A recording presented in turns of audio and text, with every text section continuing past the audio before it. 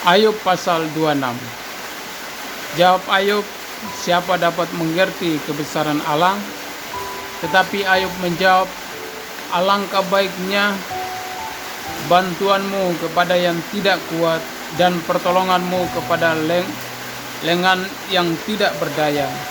Alangkah baiknya nasihatmu kepada orang yang tidak mempunyai hikmat dan pengertian yang kau ajarkan dengan limpahnya. Atas anjuran siapakah engkau mengucapkan perkataan-perkataan itu, dan gagasan siapakah yang kau nyatakan? Roh-roh di bawah menggeletar, demikian juga air dan penghuninya. Dunia orang mati terbuka di hadapan Allah, tempat kebinasaan pun tidak ada tutupnya. Allah membentangkan utara di atas kekosongan dan menggantungkan bumi pada kehampaan. Ia membungkus air di dalam awannya, namun awan itu tidak robek. Ia menutupi pemandangan tahtanya, melingkupinya dengan awannya. Ia telah menarik garis pada permukaan air, sampai ujung perbatasan antara terang dan gelap. Tiang-tiang langit bergoyang-goyang, tercengang-cengang oleh hardiknya. Ia telah meneduhkan laut dengan kuasanya, merembukan Rahab dengan kebijaksanaannya. Oleh nafasnya langit menjadi cerah, tangannya menembus ular yang tangkas. Sesungguhnya semuanya itu hanya ujung-ujung jalannya.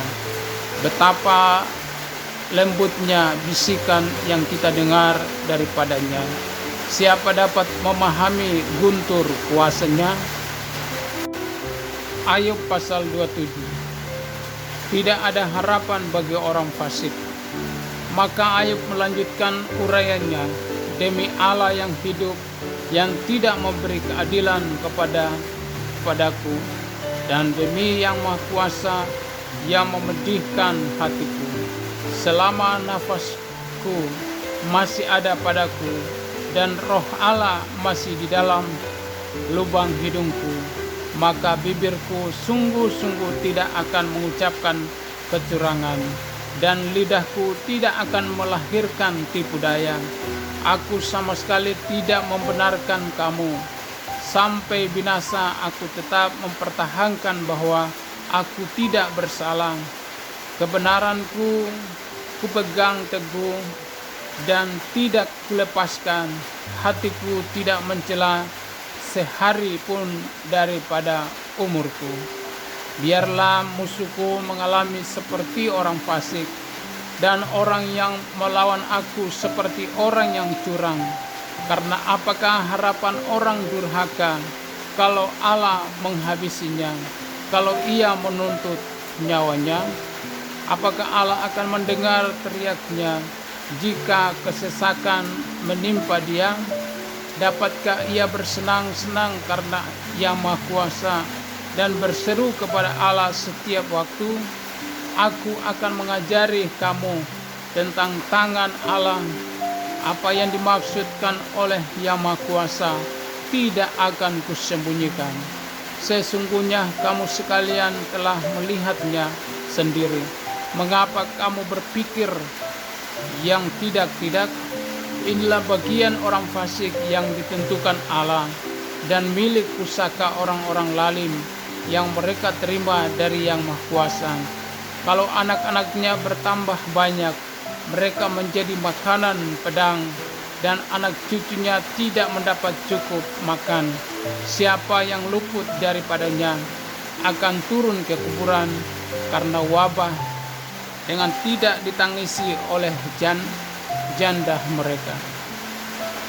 Jikalau ia menimbun uang seperti debu banyaknya, dan menumpuk pakaian seperti tanah liat, sekalipun ia menumpukannya, namun orang benar yang akan memakannya, dan orang yang tidak bersalah yang akan membagi-bagi uang itu.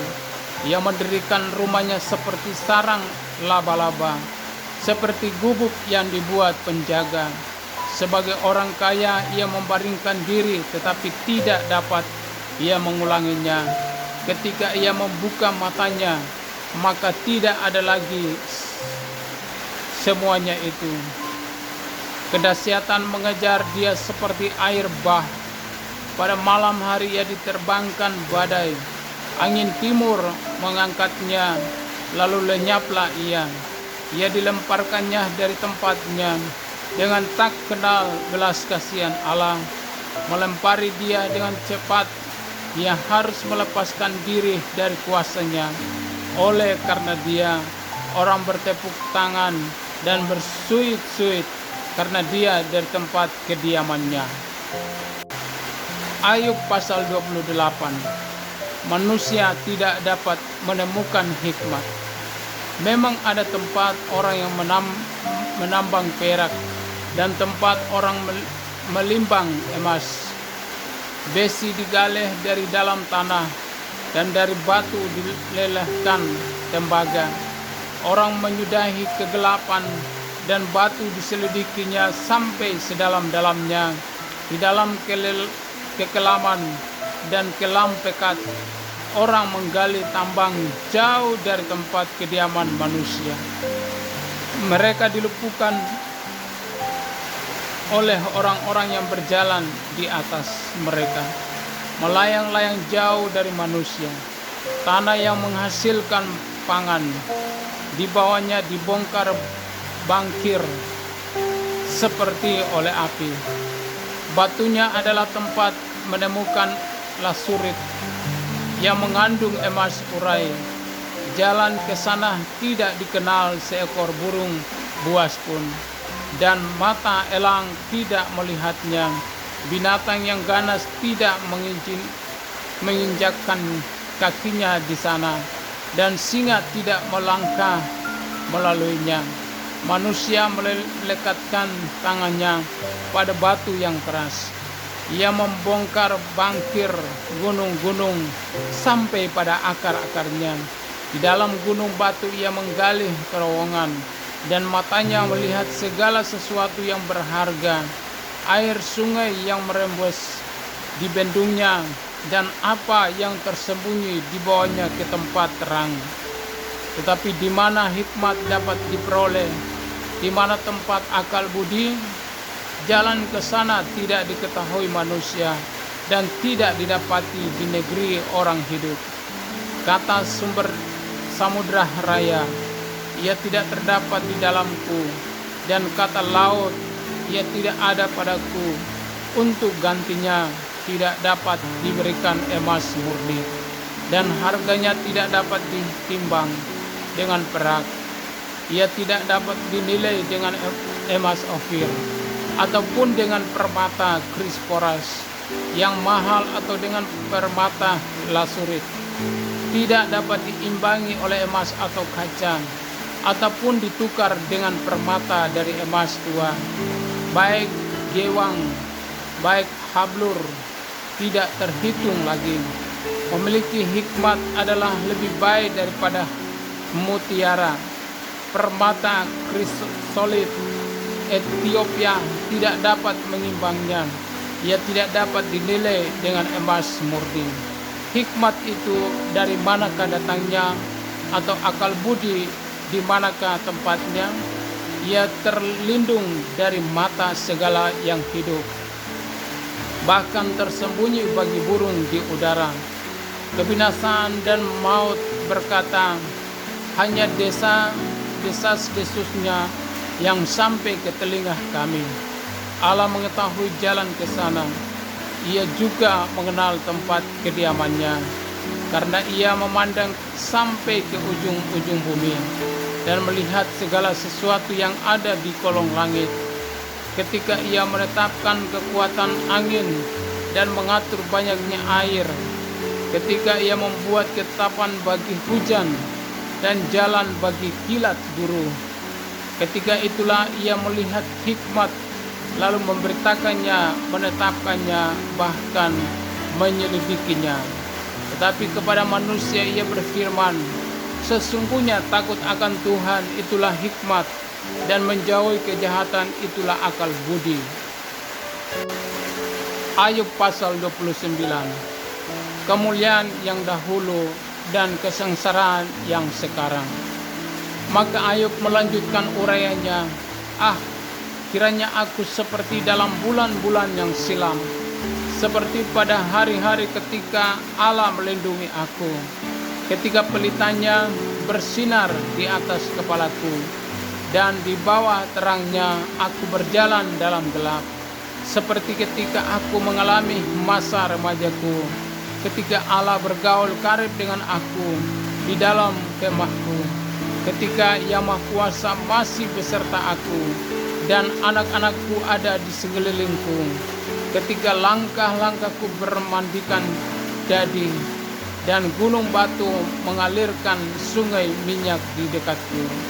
Apabila aku keluar ke pintu gerbang kota dan menyediakan tempat dudukku di tengah-tengah lapangan, maka ketika aku kelihatan mundurlah orang-orang muda dan bangkitlah orang-orang yang sudah lanjut umurnya.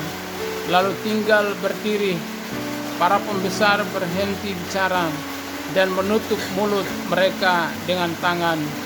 Suara para pemuka membisu dan lidah mereka melekat pada langit-langitnya. Apabila telinga mendengar tentang aku, maka aku disebut berbahagia, dan apabila mata melihat, maka aku dipuji, karena aku menyelamatkan orang sengsara yang berteriak minta tolong, juga anak piatu yang tidak ada penolongnya. Aku mendapat ucapan berkat dari orang yang nyaris binasa, dan hati seorang janda kubuat bersukaria. Aku berpakaian kebenaran dan keadilan penutupi aku seperti jubah dan serban. Aku menjadi mata bagi orang buta dan kaki bagi orang lumpuh. Aku menjadi bapa bagi orang miskin, dan perkara orang yang tidak kau kenal, ku selidiki. Gerham orang curang ku remuk dan merebut mangsanya dari giginya. Pikirku bersama-sama dengan sarangku, aku akan binasa dan memperbanyak hari-hariku seperti burung Feniks. Akarku mencapai air dan embun bermalam di atas ranting-rantingku. Kemuliaanku selalu baru padaku dan busurku kuat kembali di tanganku. Kepadakulah orang mendengar sambil menanti. Dengan diam mereka mendengarkan nasihatku. Sehabis bicaraku tiada seorang pun angkat bicara lagi, dan perkataanku menetes ke atas mereka. Orang menantikan aku seperti menantikan hujan, dan menendahkan mulutnya seperti menadah hujan. Pada akhir musim aku tersenyum kepada mereka, ketika mereka putus asa dan seri mukaku tidak dapat disuramkan mereka. Aku menentukan jalan mereka dan duduk sebagai pemimpin.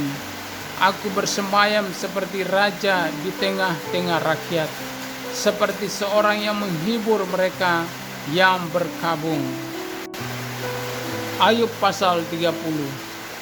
Sengsara yang dialami. Tetapi sekarang aku ditertawakan mereka yang umurnya lebih muda daripadaku, yang ayah-ayahnya kupandang terlalu hina, untuk ditempatkan bersama-sama dengan anjing penjaga kambing dombaku. Lagi pula, apakah gunanya bagiku kekuatan tangan mereka? Mereka sudah kehabisan tenaga. Mereka meranah karena kekurangan dan kelaparan, mengerumit tanah yang kering, belukar di gurun dan padang belantara. Mereka memetik gilang laut dari antara semak-semak, dan akar pohon arar menjadi makanan mereka. Mereka diusir dari pergaulan hidup, dan orang berteriak-teriak terhadap mereka seperti terhadap pencuri. Di lembah-lembah yang mengerikan, mereka harus diam di dalam celah-celah tanah dan sela-sela gunung.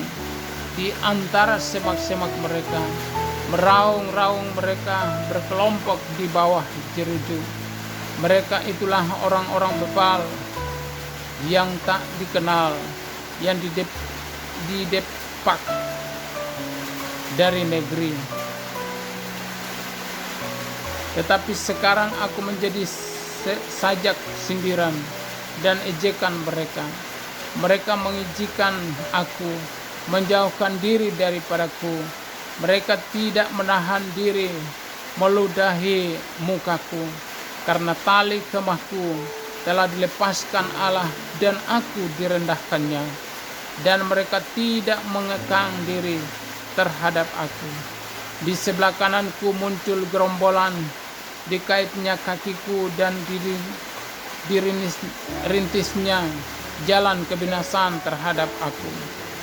Mereka membongkar jalanku dan mengusahakan kejatuhanku. Tidak ada yang menghalang-halangi mereka.